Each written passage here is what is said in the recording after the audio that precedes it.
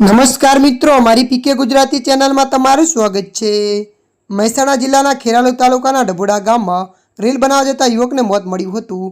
તળાવ કિનારે 18 વર્ષીય બળવંત વાલ્મીકી રીલ બનાવી રહ્યો હતો। આ દરમિયાન તેનો પગ લપસતા તળાવમાં ડૂબ્યો હતો। જોકે તરવાયા યુવકના મૃતદેહને બહાર કાઢ્યો હતો। બળવંતના અચાનક અવસાનથી પરિવારજનો અને ગામવાસીઓમાં શોકનું મોજું ફરી વળ્યું હતું। ત્યારે મિત્રો, મળતી માહિતી અનુસાર આપને જણાવી દઈએ કે ડભોડા ગામના પાદરે આવેલા તોરાબોરુ તળાવ કિનારે બળવંત પોતાના મોબાઈલમાં વિડીયો બનાવી રહ્યો હતો। આ દરમિયાન અચાનક તેનો પગ લપસ્યો અને તે તળાવમાં પડી ગયો હતો। પાણીમાં ગરકાવ થવાના કારણે તેનું મૃત્યુ નીપજ્યું હતું। ત્યારે મિત્રો, મળતી માહિતી અનુસાર વધુ આપને જણાવી દઈએ કે આ ઘટનાની જાણ ગામજનોને થતાં તાત્કાલિક ઘટના સ્થળે પહોંચ્યા હતા। સ્થાનિકે યુવકને તળાવમાંથી બહાર કાઢ્યો અને તાત્કાલિક સારવાર માટે ગામના પ્રાથમિક આરોગ્ય કેન્દ્રમાં લઈ ગયા। જોકે ફરજ પરના તબીબે યુવકને મૃત જાહેર કર્યો હતો। આ દુર્ઘટનાએ સમગ્ર ગામમાં શોકની લાગણી ફેલાવી દીધી હતી।